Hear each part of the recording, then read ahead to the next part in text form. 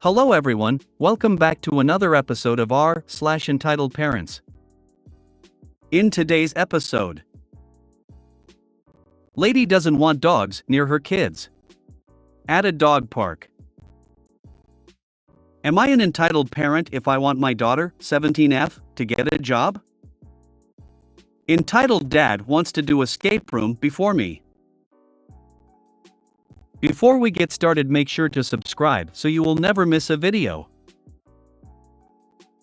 So let's get started. Lady doesn't want dogs near her kids. At a dog park. I went out to take my dog to a dog park, and this interaction happened. It's right next to a parking lot and a walk. So, I had my earbuds in, and I guess I couldn't hear this lady walking up next to me, because she had to tap me on the shoulder rather aggressively. Scared the hell out of me. I paused the r/podcast and prepared for some possible bullcrap. Can you not let your stupid dog around my child, please? It's making him uncomfortable. Pardon me, but that's not my dog. It wasn't my dog. But it was around her child. Guess what the child was doing? Playing with the dog. Having no problem with it. Your child doesn't seem to have a problem with that dog. Just take your dog and go to a different park. Lady, how about you leave? This is a dog park. I said that because I was tired and I didn't want to attract attention from the other dog owners, because I'm kind of socially anxious and was talking off the top of my head. At this point, she physically pushed the dog near her child. The dog's owners saw that and ran over. I called my dog, Henry, and leashed him and left a little bit after the dog owner came to chew out the Sorry if the ending was lame, I didn't want any more interaction from strangers. What an idiot. If you didn't want dogs around your child, you shouldn't have taken your kid to a dog park. She's the type that would take a small child to a skate park and then yell at skaters for endangering her kid and try to get them to stop skating. I think I have read a story about skate park and the entitled parents taking their kids there somewhere in this subreddit. So yeah, you are right in that. She must have been originally from Night Vale. Hello, listeners. To start things off, I've been asked to read this brief notice. The City Council announces the opening of a new dog park at the corner of Earl and Somerset near the Ralphs. They would like to remind everyone that dogs are not allowed in the dog park. People are not allowed in the dog park. It is possible you will see hooded figures in the dog park. Do not approach them. Do not approach the dog park. The fence is electrified and highly dangerous. Try not to look at the dog park, and especially do not look for any period of time at the hooded figures. The dog park will not harm you. Am I an entitled parent if I want my daughter, 17F, to get a job? I, 50F, am confused, and I want to do a good job raising my daughter and I want to be a good mom. She will be 17 in just a couple of weeks and she only once ever had a job at McDonald's when she was 14. We forced her to have that job. I don't know what is going on inside of her head, but my sense is that she resented it at the time and resent it still. It's hard because we are well off as a family financially, blessing, but only because her father and I are self-made. We both pulled ourselves out of poverty, escaped homes with addiction and neglect, paid for our own education, found each other and scrimped and saved and went without for so long. We went without so many things so we could invest money and buy property. We ate beans and drove a car with no reverse. No joke. My husband had to push it out of parking spaces while I steered, and this is when I was 8 months pregnant. The problem is we obviously are trying to give our kids what we never had. Our son, who is 18, is a very hard worker, and he is not afraid of hard work or hustle. But our daughter, I don't know how to say it, I guess she just doesn't pull her weight. It doesn't feel like she pulls her weight around the house. She does well in school and she plays varsity lacrosse. For this, I am very proud of her.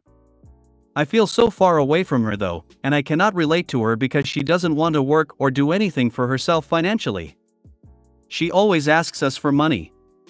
We pay for her car insurance, her gas, her phone plan, her health insurance, obviously since she's on our health insurance, and we send her to lacrosse camps and pay for her sport. We buy her clothes, essentials only, nothing fancy, etc. We put food on the table, and we have a safe home. At the moment, our approach is, if you don't want to work, then you need to learn how to live poor. There's nothing wrong with that. My husband and I lived poor for many years and we were very happy. But if she doesn't want to work, then she can't have the extras. She wants to get her hair done, and I told her no because it's too expensive to get highlights. She always wants her nails done and I always tell her no, you have to get nail polish from Walgreens and do it yourself. Etc., etc. The thing is, I don't want her growing up feeling like money is a weapon.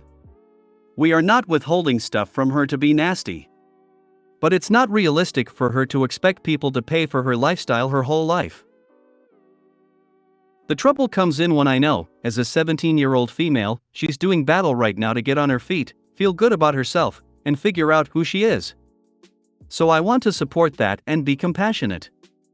I want to help her be strong and independent. The reason I'm writing in this thread is because I'm sure there are a lot of young people here who feel unfairly treated by their parents.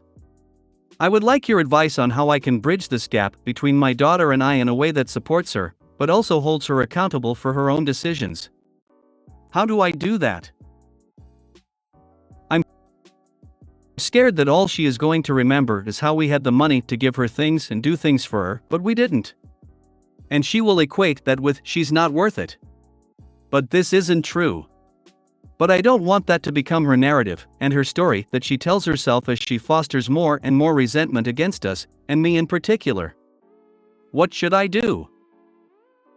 Did you have this exact conversation with her? Why you would like her to try and work, why you have to say no to these things? That you feel that she's not pulling her weight at the house? But also, about her battles, if she feels good about herself, her well-being, etc. Yes, I try. I could probably do a better job. I will continue to try. She mostly avoids us. I try to keep popping into her life, chatting to her in the kitchen, offering to do things with her like go to the gym, go for walks, or anything. And remind her I care. But she doesn't share her feelings at all. Maybe she feels like we would judge her. I don't know. It's hard. I wish I knew what to do, or what she wanted. I feel like something deeper is going on, but I don't know what. Can I just ask a genuine question? Where can you work at MCDs at 14? Just that it's illegal here for kids to work under 16, and even the hours are heavily restricted. Most states. As long as it's less than 20 hours a week. I started at 14. I think instead of being the one to say yes and no to things, you need to give her a budget for those extras and she can prioritize what she wants. So for example, say she can have $50 per MO, just an example, set it to whatever you are comfortable with, of fun money. Does she want to save up a few months and get her hair done? Go instead for a pedicure? If she wants more, she needs to get a job and earn the extra money to do so, or you can negotiate doing things for the family for extra money. This way you aren't the one saying no, you are still providing her some fun, and she is learning to budget. If she decides to put in extra work for more things, she will get perspective on how much work it takes to pay for things. I remember looking at the cost of a pair of jeans far differently after I realized how many hours I'd have to work to buy one. With sports and school, maybe a more regimented chore/at-home schedule of involvement could be a way for her to show contribution to the overall household. Does she pull her weight at home already? A dinner night, certain cleaning chores, laundry, pet care, etc.? This sounds like a big opportunity for communication between you and her, and it won't happen overnight all at once. Good luck, Mama. The answer is right in your post. Reread it. Do not project your poverty trauma on your children. It's one of the biggest mistakes that people who make it out of poverty do.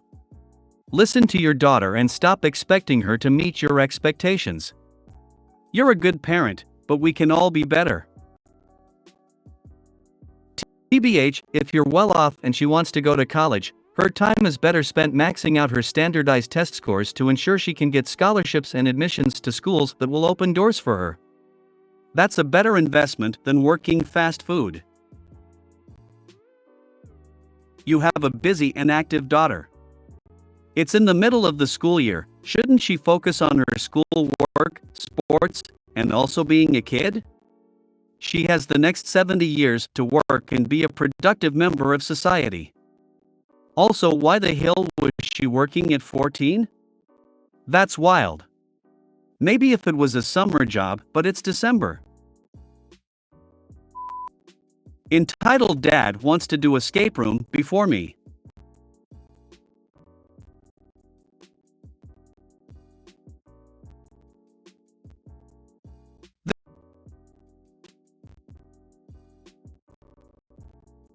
This happened sometime before the lockdown in America.